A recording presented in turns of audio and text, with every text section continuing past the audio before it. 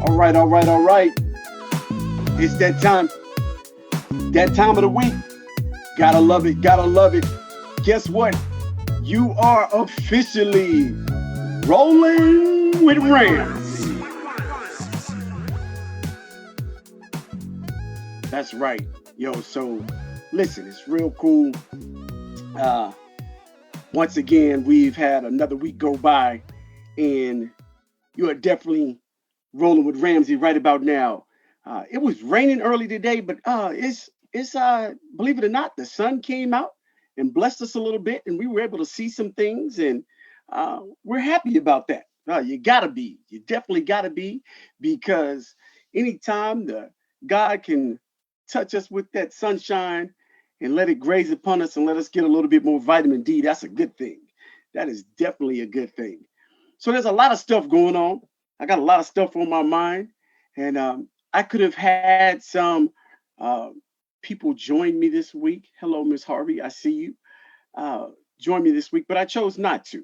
I chose not to because I paused my guests for this week because there's some things that have been taking place in my life that I wanted to talk about, and just what's happening in the world right about now that I think will be good. Hello, Jamie. I see you. Miss Haley. So just wanted to be able to speak on some of those things. So hello, Miss Featherson. I see you. So let's talk about the big news for today. So the big news for today right now is the case down in Atlanta, and it looks like the officers have been charged in the case.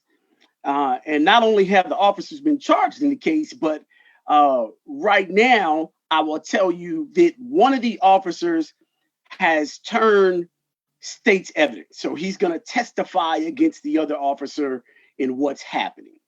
So that's phenomenal. Something that we've not seen happen in the past. There's some other things that came out as well that the officers, after they shot uh, the young man, they stood on it. They said we got him, and their demeanor afterwards was something to be questioned. And so, what I'd just like to say is, I would like to applaud uh, the DA's office for aggressively trying to get some closure or to try to make the wheels of justice turn a little faster. Now, there's some people saying, hey, it still needs to be investigated. We got to figure out what's going on.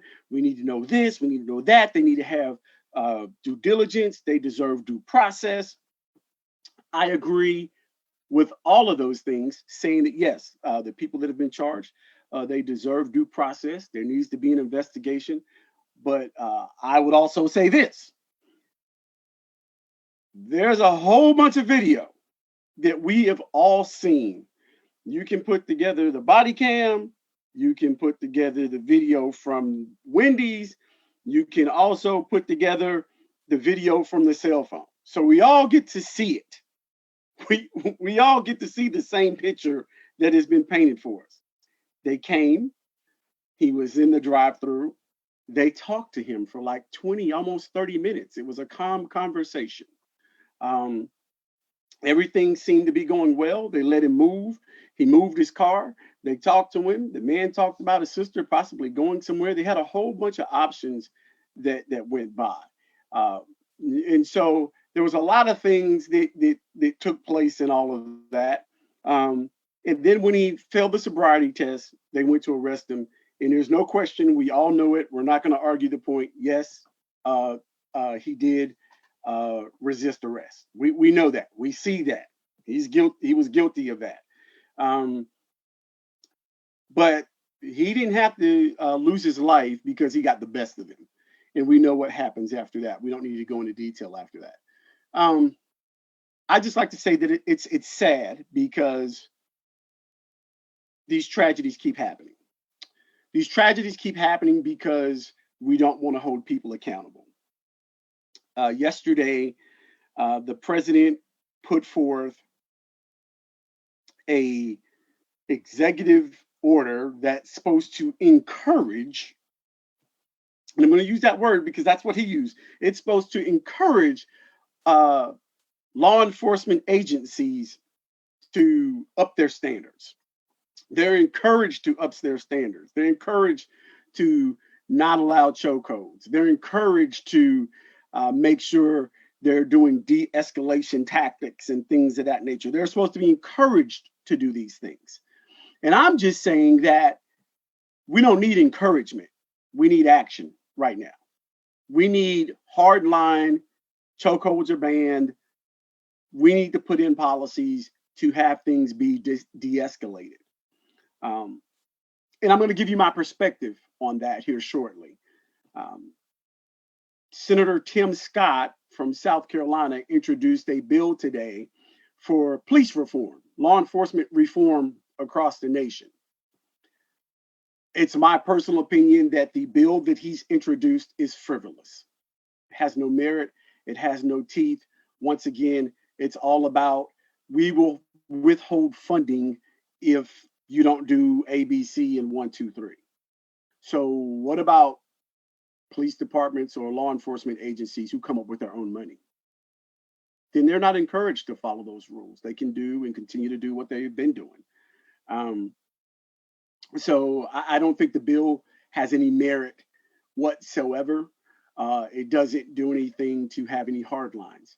Even with the part of the bill where they're talking about, hey, well, we need to have a database for bad officers and so forth. Okay, a database. It's an encouragement to have a database. It's an encouragement for them to share. I think there's some solutions out there that are much simpler.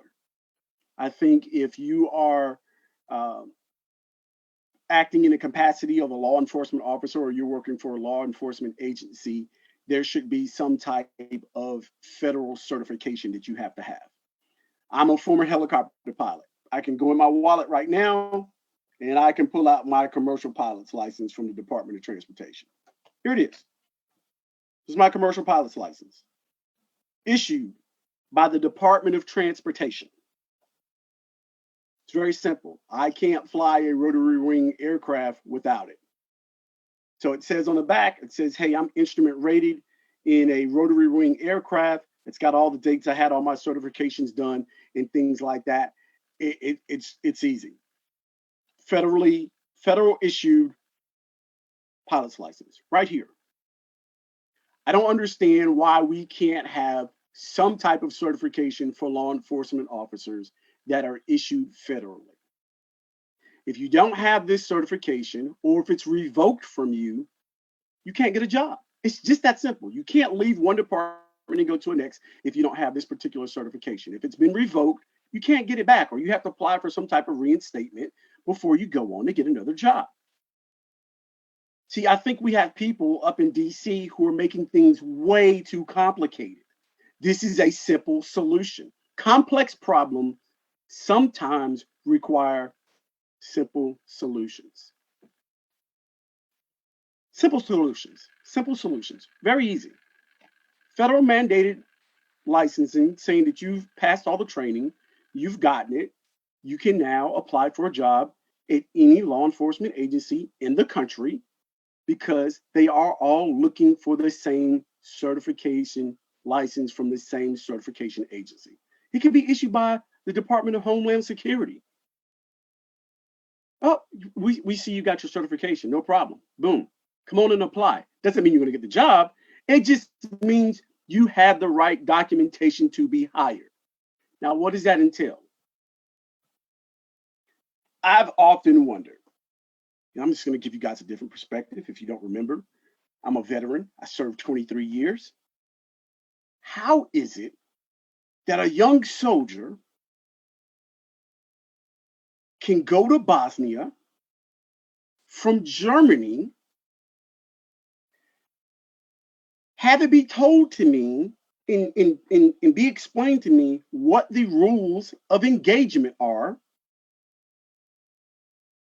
I'm coming from Germany, and then another unit be in the same location from California.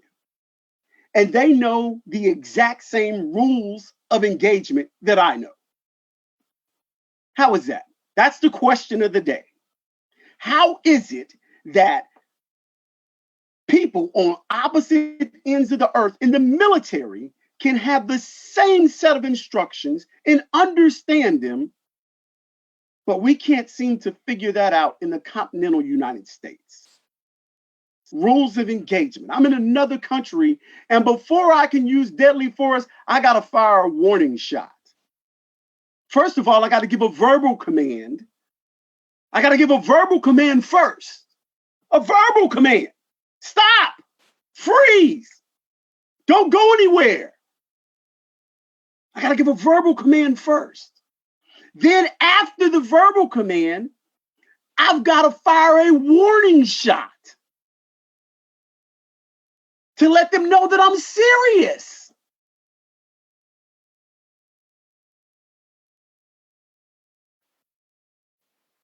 Then after the warning shot, only then, if I feel like my life is threatened at that point, may I then engage with my weapon. And then at that time, I've still been highly encouraged to not shoot for lethality killing. Shoot to wound. Shoot to subdue your attacker or your assailant if you feel like your life is threatened. Don't necessarily shoot to kill. But see, that's what's been ingrained in me. Oh, trust and believe. I can put 2 center mass in the middle of your chest. Well trained by a guy by the name of Drill Sergeant Dean, Fort Sill, Oklahoma. Well trained. Those basic training skills are still with me. But the mindset that I've been planted, those seeds that have been planted in me, because this is the mission that we're on, is how I'm operating. That's what I'm doing. That's the direction that I move in. That's how I cycle through. Now, guess what? There are lots of different jobs in the military, and there are specialty jobs where, guess what? They have a different set of rules of engagement, and they operate differently because they find themselves in different situations. I'm very well aware of that. I'm just saying, why isn't here in the United States of America, we can't seem to have some rules of engagement right here? I don't proclaim to be a police officer. I've never been one, but I know lots of people who are in law enforcement. I really do.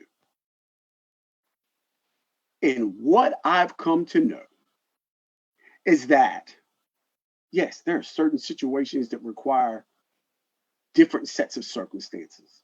We know domestic violence calls can go south very quickly. For 1 minute, you're thinking you're there to protect someone, and they turn around and they're just as bad as the person you're trying to protect them from. Yes, we know that that can happen. We know that there are drug raids and things like that. We know situations are different. But when did we stop talking to people? When did we stop talking to people? How did we get this way that we are failing to communicate effectively?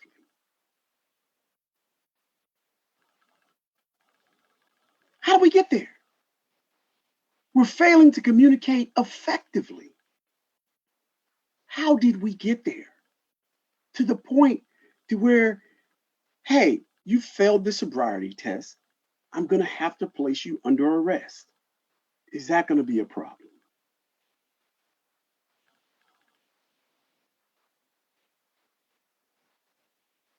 Now, I know some people are saying, man, that's going way too far. They shouldn't have to do all of that.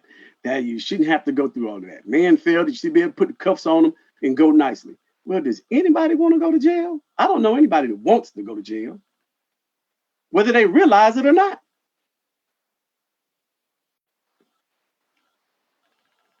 May he rest in peace. But I looked at the video and I said, well, dog, he is whipping their ass. But he didn't have to die for it. He didn't have to die for it.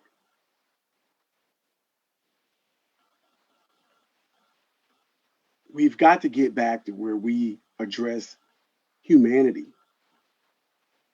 And the reason why our country is divided and we are hurting and we're screaming that Black Lives Matter is because time and time again, we are seeing other people treated much differently. Dylan Roof killed 9 people in a church in South Carolina. And when they picked him up, it was no problems. And they took him to get a freaking cheeseburger. He shot and killed in cold blood 9 people. And they took the boy to get something to eat.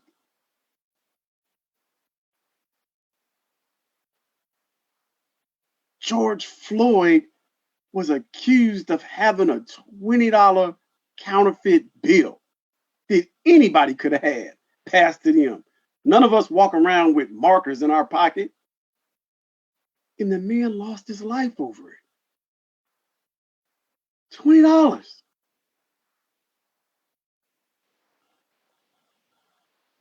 My man in Atlanta probably went out to the club, had a little bit too much, and fell asleep in the drive-thru. Man, I am guilty. Guilty as charged. I've been tired or whatever, been sitting somewhere and dozed off. I remember one particular time I was out at the National Training Center. I was taking my Humvee to get gas. We had been up all night and I was in the fuel line and people had been going around me for like 15 or 20 minutes before somebody decided to get out and knock on my door and say, man, wake up.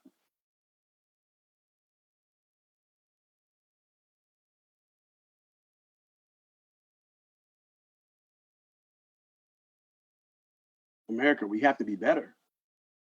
We have to want to be better. We have to want to be better. We have to want to be better. We have to want to do better. If you got any comments you want to chime in, feel free. I'm looking at them. I'll answer your questions.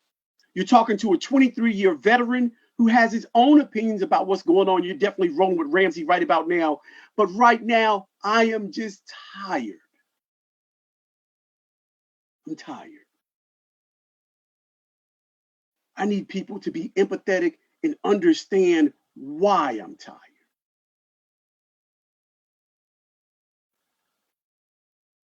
Why am I tired? Why am I tired? Because the United States of America is supposed to be the land of the free, the home of the brave, where everybody has a chance to make their dreams come true.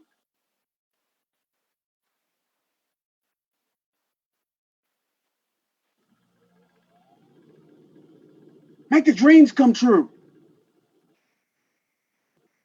You're supposed to be able to make your dreams come true.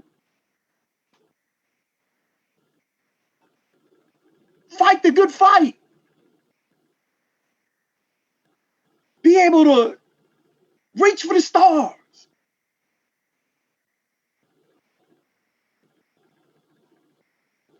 Well, I'm going to tell you about that American dream and how it worked for some of us. African Americans, Black Americans went and fought in World War I and World War II. Both of them. When they came back, we didn't get the same business loans. We weren't afforded the same housing loans from World War II to start generational wealth of businesses. No. Oftentimes, they were hung just for wearing their uniforms, for serving a country who did not appreciate service.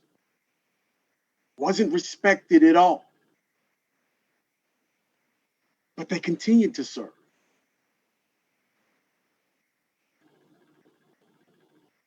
We didn't get the same starting point, but we still fought and served this great nation anyway.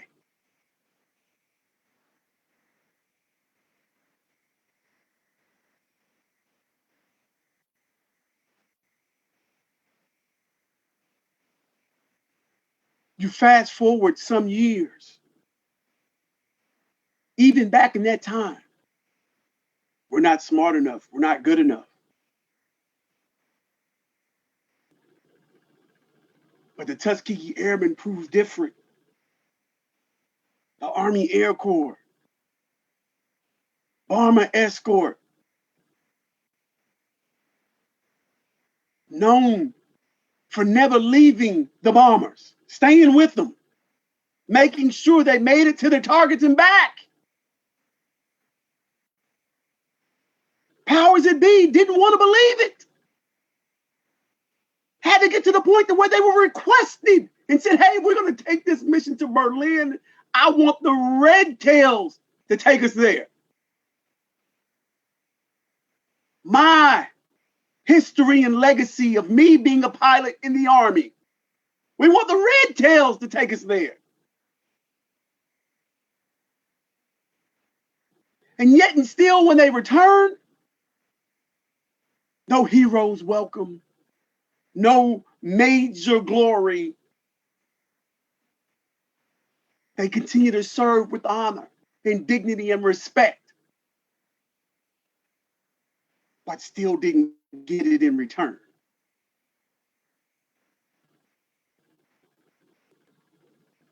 Still fighting and scratching to survive in a country who still acts like they don't want them.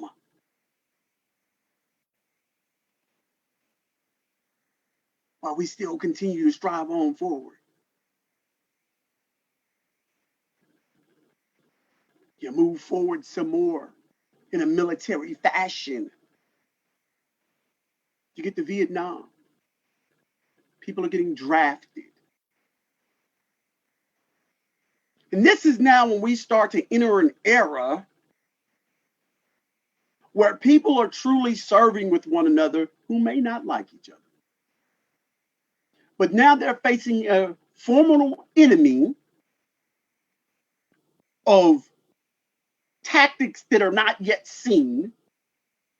Guerrilla tactics are what they were called. It's one thing I do know. We may not all look the same. We may not all sound the same, but we bleed the same blood.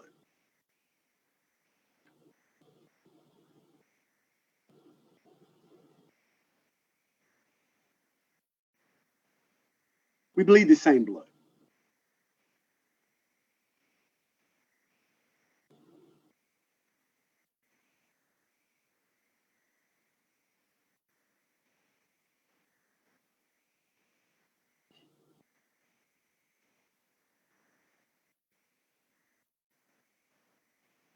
We just want to come together in a nation and be as one.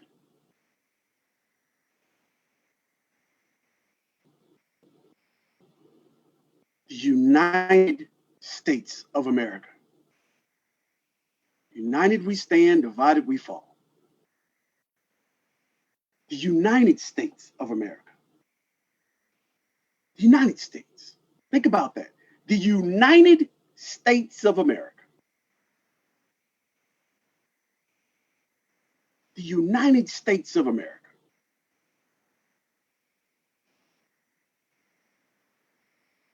How united is it?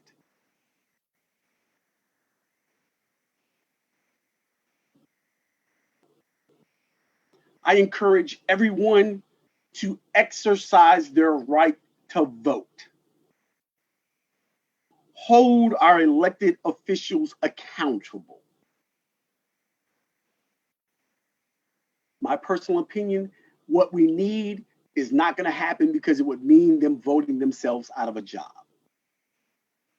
I believe that congressmen and senators should not be able to serve any more than 2 terms, just like the president. That would be a total of 12 years. So that would be 2 terms, I believe, as senator, and it would be 3 terms, 4-year terms as congressman. Total of 12 years. And then guess what? You can't serve anymore. We get fresh people in there with fresh ideas. But what we can't have is people in office who do not want to make sure that our country is working and our government is working in a fashion that is designed to work. A system of checks and balances. That's it. Checks and balances. We can't pretend and listen to frivolous things that don't mean anything.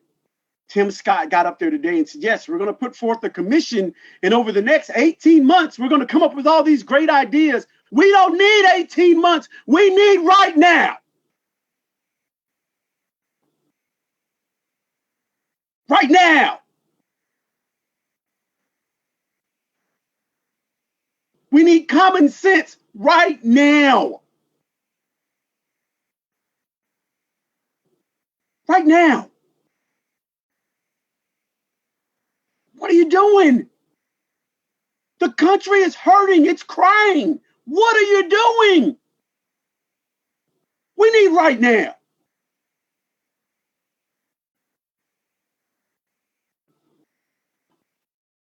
We've got to take back our communities. Take them back. Work together. Work within the systems that are in front of us and take back our communities and be accountable for us, because guess what? No one's going to do it.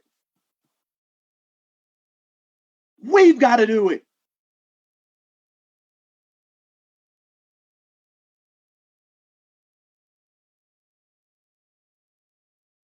We need right now. And I guarantee you, for all people talking about, well, there's a bad apple here and there's a bad apple there, and you know, there's always a bad apple. You're absolutely right. There are bad people in a lot of different professions. I agree with you 100%. But you know what? Don't nobody want to go to jail. Nobody. So when we start sending folks to jail for killing unarmed African Americans, Black folks, people will stop doing it. It's just that simple. Let's not mix words about it. When you start doing the wrong thing, guess what? We need to send them to jail. Just that fast. We don't need no long investigation. Everybody's got a cell phone. That is the best tool and weapon we have. These things have been taking place for a very long time. The problem is now, everybody's at home because of COVID-19, and the whole world is paying attention. Everybody's watching. Everyone's watching. And yes, I need my Caucasian, my white brothers and sisters to stand up and scream too. Yes, Black Lives Matter. It doesn't mean that all lives don't matter. It doesn't mean that ours matters more. Right now, we are hurting and we are in trouble. We are in danger and we need your help. Don't be afraid to do the right thing. Why is it so hard? What are you afraid of? I've had to unfriend and just leave some people by the wayside because their rhetoric and their thinking is unconscionable. It's unbelievable. Unbelievable. They keep making excuses. I'm sorry. My name is Charles Ramsey. Charles Ramsey. That's my name. My name is Charles A. Ramsey II. I'm the son of Charles Sr. and Gloria.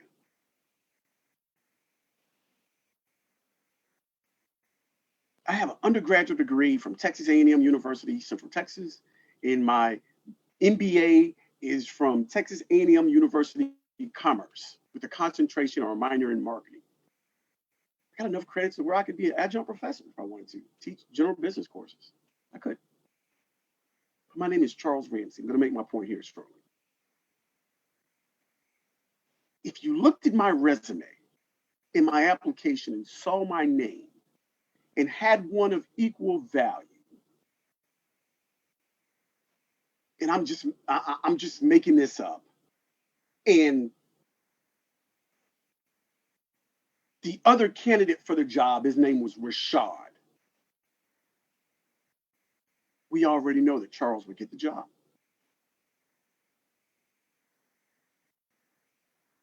We already know that. It's not a mystery. For whatever reason, we just know that that's what it is. Oh, and even though that my universities are in the Texas A&M system, they're not going to go any further than Texas A&M. Oh, he went to Texas A&M. They're going to stop. The employer is literally, unless they're being very thorough, Texas A&M, grade point average, they're going to stop. Oh, he went to Texas A&M. So they'll assume that I went to College Station, which is nothing wrong with that, but that's where they're going to stop. Say Rayshard went to HBCU. But they're not going to get any that far because they might look at them, see if they balance out. But that's the world that we're living in. And unless they get down to where it says my demographic, my nationality, they would probably make the assumption that Charles Ramsey is a white guy.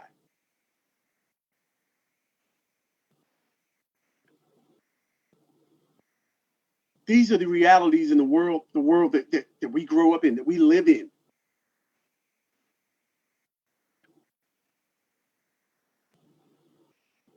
I can tell you my own story. Being an accomplished pilot and showing up at a unit and being treated as if I'm just out of flight school. Time and time again. Having to prove myself all over again. Not looking at my records withstanding and what I've already accomplished. But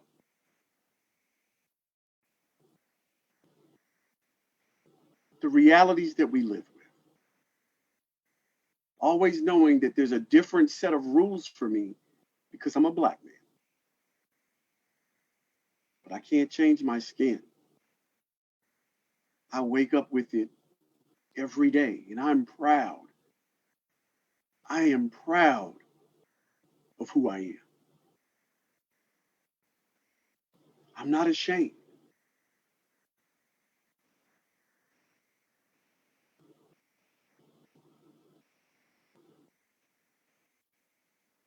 I'm not. I'm not ashamed at all. I say it proudly.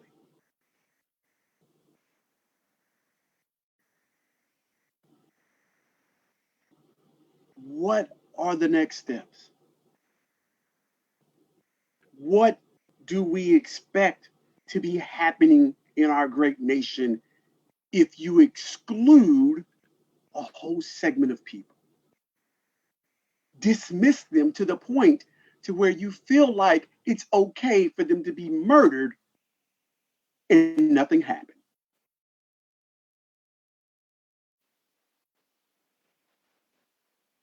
So many names, I can't remember them all. Sandra Bland, Botham John, the young lady in Fort Worth, Texas, who was in our home.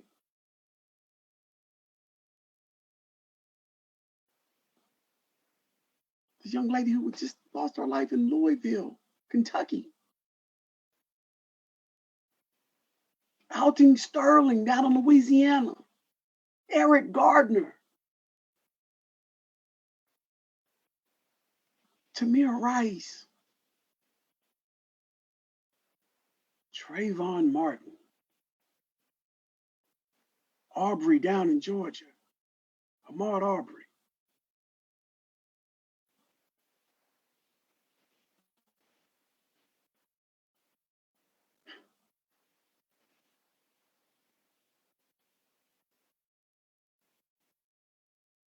But the list goes on.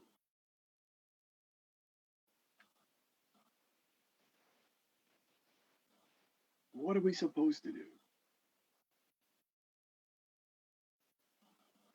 You have a president who is not being president for everyone. It's the United States of America.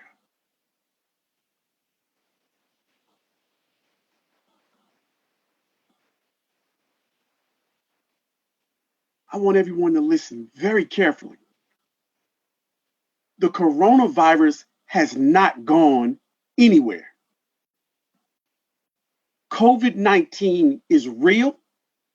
And if you leave your home and you are going to a store, please make sure you are wearing a mask. If you're in your car by yourself, whatever, you don't have to have it on in your car, as far as I'm concerned. When you get out to go in the store, put your mask on. When you get back in your car, take your mask off. Go in a restaurant, order your food, wear a mask. Get back in your car, take it off. Wear a mask. I'm begging you, wear a mask.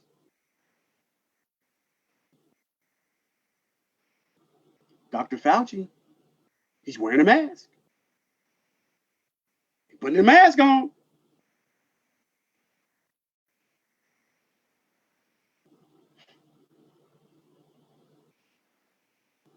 How can there be a second wave if we still in the first phase of it?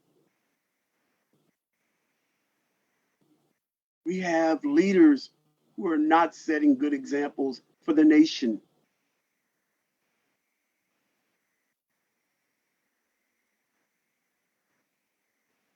Not setting good examples for the nation. Folks are wondering, what do we do? So when I go out to the store and I see people, they don't have a mask on and they're acting like everything's okay.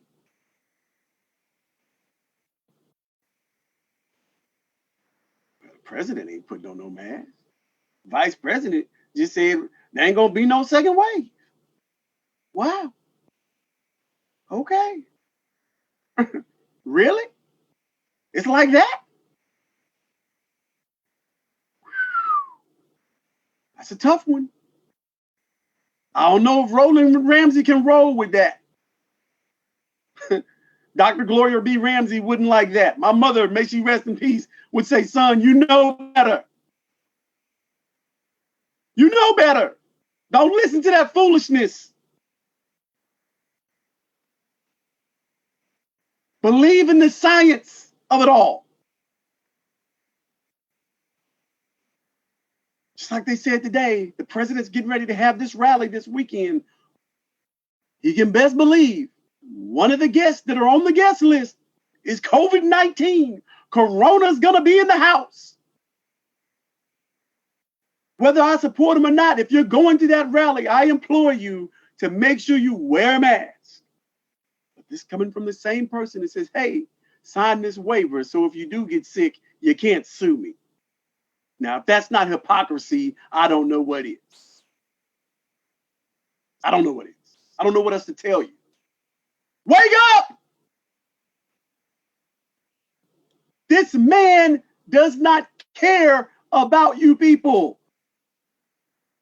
He doesn't care about his constituents. He doesn't care about us. He only cares about one thing, his own money and his own well-being. He could care less. I'm a firm believer that he didn't believe that he was even going to be president. That's why they were so unprepared. And our country and nation has paid the price.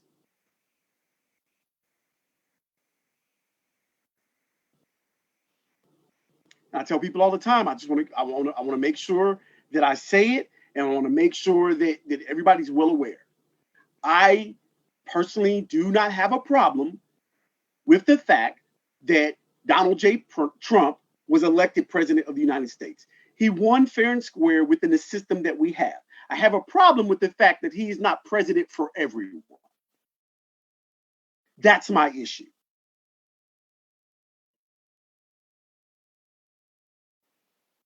I have a problem that He's ineffective at doing the job.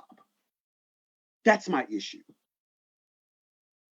We elected someone who's just ineffective. That's my issue. I voted for a different person. That person didn't win. I can't be a sole loser.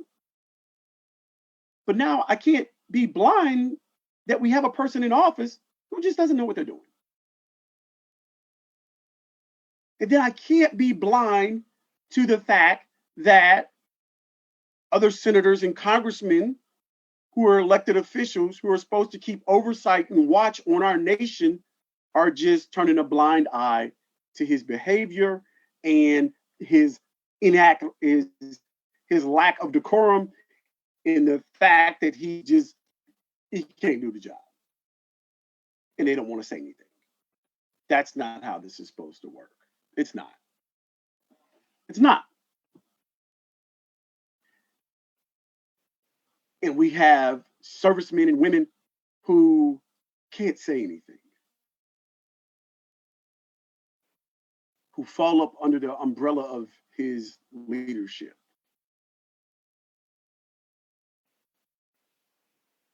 And that's scary.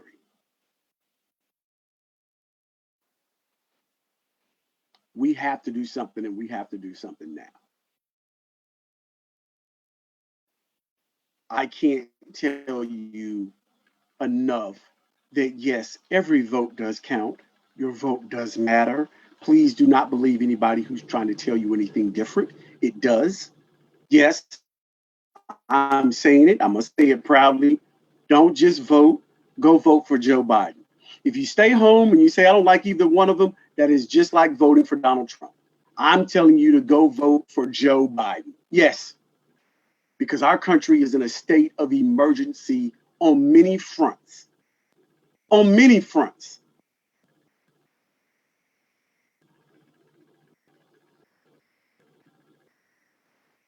We have got to reset and get back to a level of decorum and civility that people can understand what's happening and we can reclaim our place in the world, because right now the United States of America is the laughing stock of the world.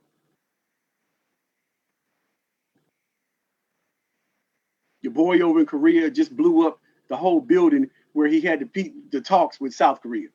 He's just doing what he want to do. But, him and Trump are supposed to be cool, right? Don't sleep. There's a lot of stuff going on that you don't want to miss. North Korea already said they're going to resume military exercise down by the DMZ. Yeah, they're doing what they want to do. But he had him under wraps too. He was able to talk to him. Last time I checked, the dude didn't do anything. He didn't give up any nuclear warheads. He didn't stop his program. He just kept doing what he wanted to do.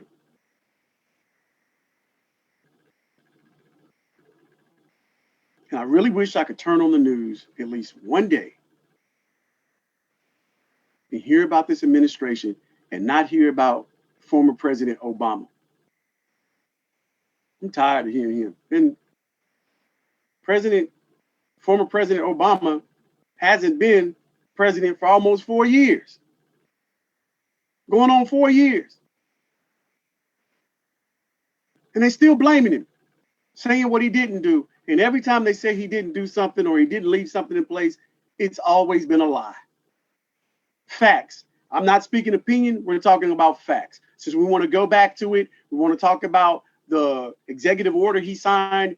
They straight up said that the Obama administration didn't try to work on police reform or do anything like that. That was a total lie.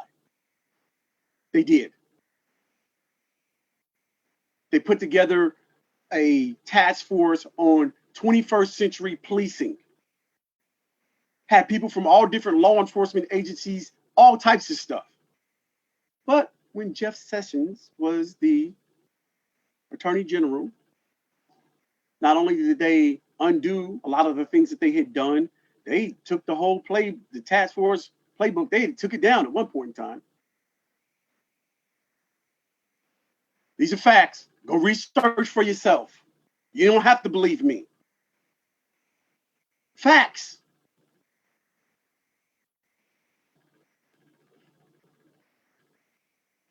We're tired.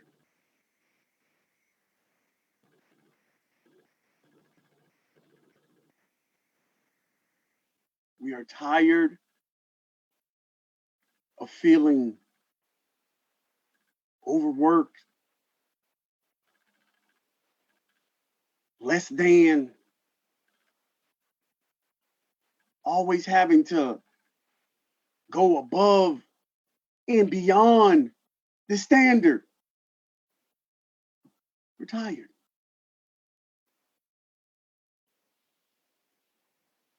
Companies are much better. Companies are much better when they're diverse. That's a fact. It affects the mind more money when you have a diverse company full of different opinions and different ideas.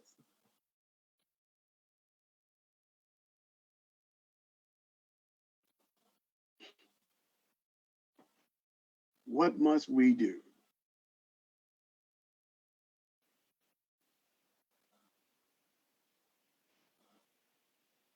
I don't know. So what I can do on my front is I can look at the mirror at my own self, look at my own foxhole and say, you know what? Chuck, what can you do? I can create a podcast called Rolling with Ramsey. I can bring people together to have healthy conversations about complex social issues that we may or may not agree on, but that's okay. I need you to understand my point and see and feel my frustration and pain at times.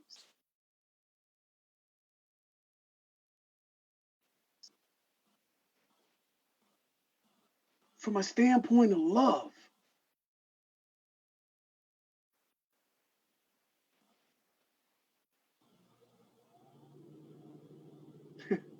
That's all we want.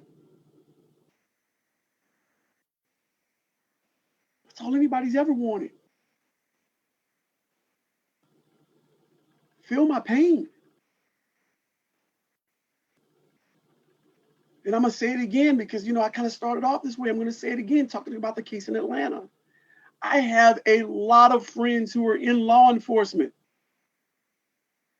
Some of them I went to school with. Matter of fact, I see my friend Chip Cook. What's up, Chip? I see you. Chip will tell you, we went to school with the likes of Al Ferguson, High Point Police Department, Scott Cavaness, Greensboro Police Department, Virginia Childers. I believe, Virginia, you work for the Virginia State Police, if I'm not mistaken. I've got some of my friends that I served in the military with. Sergeant Knight, he's up in Virginia at Chesterfield County Sheriff's Department. My family friend, Andre, he worked for the Guilford County Sheriff's Department. I was in the Explorers program.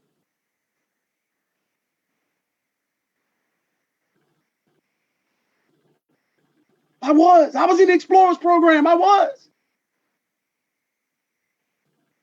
But you're going to be hard pressed right now to find a young child, a young minority child that says, I want to be a police officer.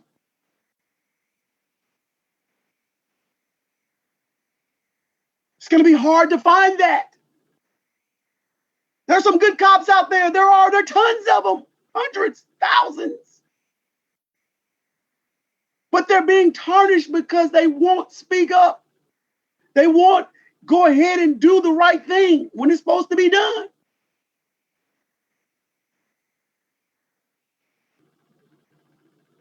All I'm saying is it's going to be hard to find a young kid that says, oh, I want to be a cop. A young black child says, I want to be a cop. That's going to be hard to find right about now. Even when I was in the military, one of the last things I did before I left was I sat on a panel on how we could attract more African Americans and minority soldiers to special operations jobs. Special forces. How can we get more black troops in special forces? I sat on a panel. Because guess what? It's okay to be a white guy and grow a beard out and look like a mountain guy, a mountain man, if we're fighting in Afghanistan. But you can't look the same if you're on the continent of Africa and you're trying to run special operations. That same soldier's not going to work.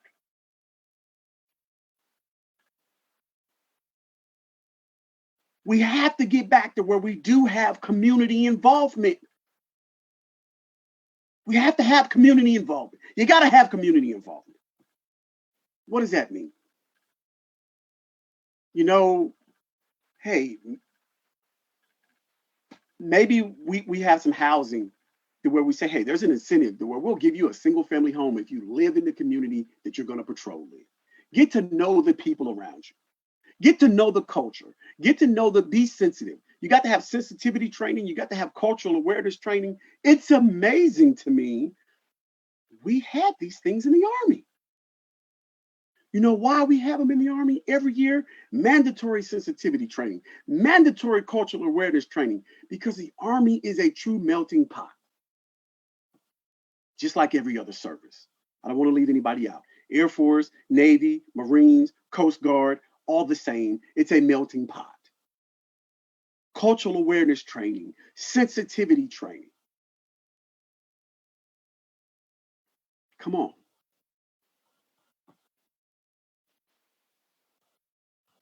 You got to be able to address these things. And it's really funny. I want to make sure, I want everybody to understand where my mindset is very quickly. There's a scene in the movie Red Tails. If you haven't watched Red Tails, you need to go watch it. It tells the story of the Tuskegee Airmen. It was directed, George Lucas did a remake of it. Very good film, Disney film, very good film, Red Tails. But there's a scene where the black aviators are being approached by the white bombers, and they invite them to the officers' mess where all the white officers are. And there's one scene in there where it's funny because the singer slash actor Neo is playing a character, and there's a scene in there where the white officer asks him. He says, "Well, what do you like to be called?" And he referred to them as colored officers, and they say no. Now I want you to understand something. I'm going to explain this. I want you to understand something. He said no, and he was speaking in the terms of that time period. He said, we prefer Negro. Now, he's speaking in the terms of that time period of the movie. He said, we prefer Negro. But at the time, he says, you all have the nerve to call us colored. He says, but when you get angry, you turn red. He said, you get cowardly, you turn yellow. He said, you get sick, you turn a little pinkish. I'm paraphrasing. He says, but you got the nerve to call us colored. All I'm saying is, in that moment, in that scene of the movie, you saw two races of people coming together to form an understanding about something as simple as, wow, I'm not trying to offend you, but what do I call you? And they became very well respected.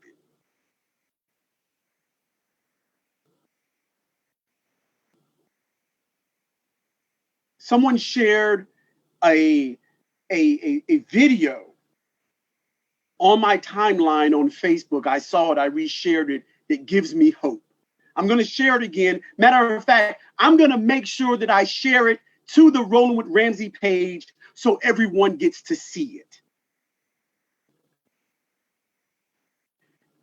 A whole bunch of little kids, all of them white, it looks like, except for one, and the little black girl might be riding in a wagon, and they're marching down the sidewalk, and all these little white kids and so forth, these are just kids, are cheering, Black Lives Matter, Black Lives Matter. And they can barely enunciate the words. They're like, Black Lives Matter. And I see this,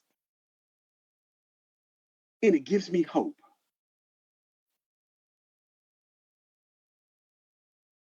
it gives me hope that we can make a difference. Our country is better than this. And I'm not going to forget my Native American brothers and sisters who got here before we did, ran off of land that they were already on, and are still being treated subpar right now, today, at this very moment, in so many ways. Lack of representation, lack of governmental programs. I could go on and on and on and on, but the way our Native American brothers and sisters are treated is a travesty of justice.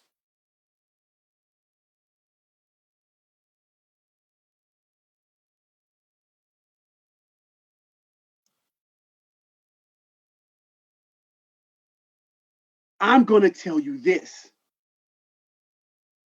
I served in Germany for 3, almost 4 years. And there is not one city, not one town that you can go in Germany and not see something about the Holocaust and how wrong it was and how ashamed they are of what took place. Even the smallest city in Germany.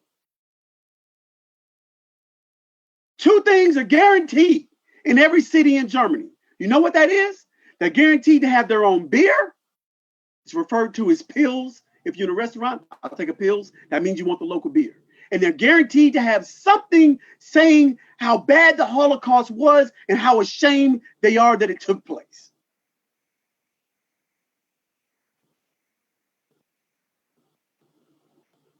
The United States of America has never acknowledged slavery in the way that it should be. I'm not going to sit up here and talk about reparations and what I feel that we should get and this, that, and the other. I'm just simply saying the United States of America has yet to say, you know what? We were wrong. The year is 2020, and Tim Scott introduced the bill today, and in the bill that he's introducing is supposed to make lynching a federal crime.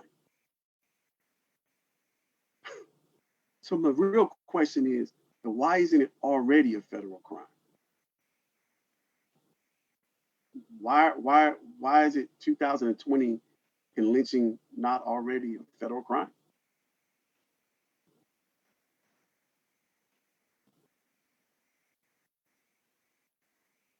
And we wonder why we are dealing with the things that we're dealing with.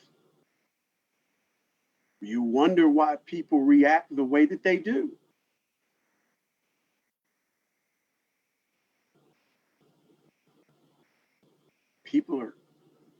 Black man gets the police called on him because he's bird watching and lied on, having barbecues in the park, being at their own pools.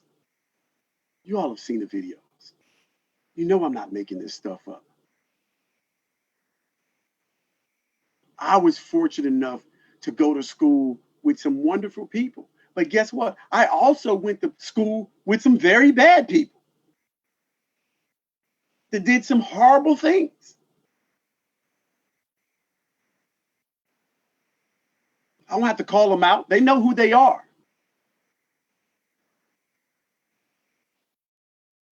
But I would like to believe that the good far outweighed the bad. And people looked at my character of who I was and not how I looked.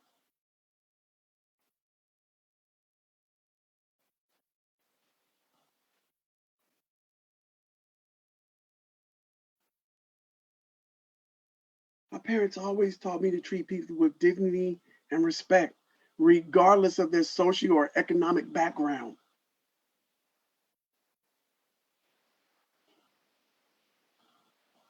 Didn't matter. Because guess what? A lot of people that I went to school with that were supposed to do all these great things didn't do a lot. Some did, but a lot didn't. That's life. Things happen.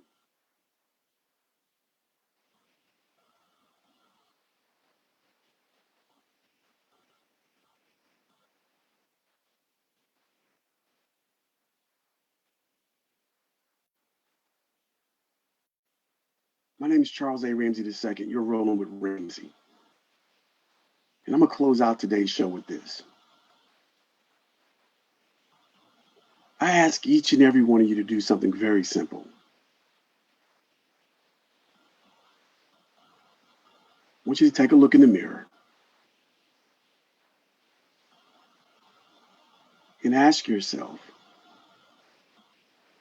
am I being honest? Am I being honest about the things that I've been afforded and been able to do? The opportunities that have been given to me? Have I been given a pass maybe because of the way that I look?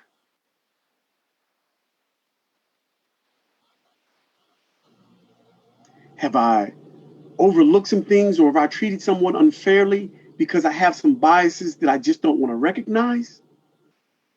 Do all of that.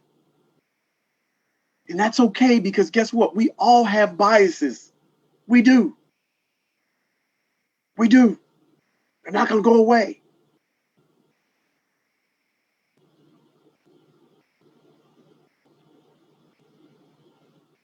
But I know one thing.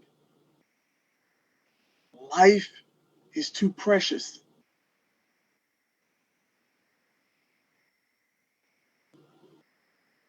For my parents out there, no one wakes up in the morning and believes that they've taken their last breath of the day, or they're seeing their kids for the last time, or they're saying their goodbye for the last time. They say, I'll see you later.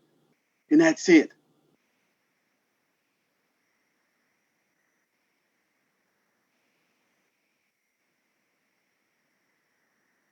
Let's work together to make our country better. Let's get back to being the United States of America. United we stand, divided we fall. I'm looking to work with everyone. You want to come on my show? You want to be a guest? Hit me up. We can talk anytime. I love different perspectives. I like it when people tell their story. Help me understand something that I may not understand.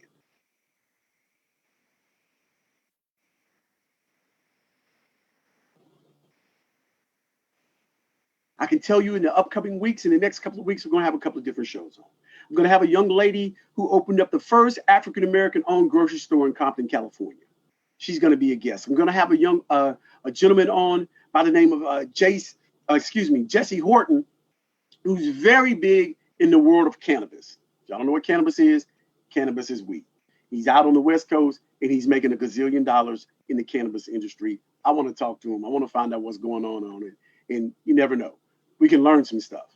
But I want to continue to highlight some positive things. Today was just about me saying, hey, you know what? I'm tired. I can't keep replaying the same movie every other week or every 3 weeks. We've got to make a difference. We've got to work together to do so. I love everybody. God bless you all.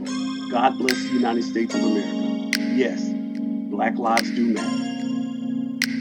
My name is Charles A. Ramsey II, and you're rolling with Ramsey. Y'all have a blessed day.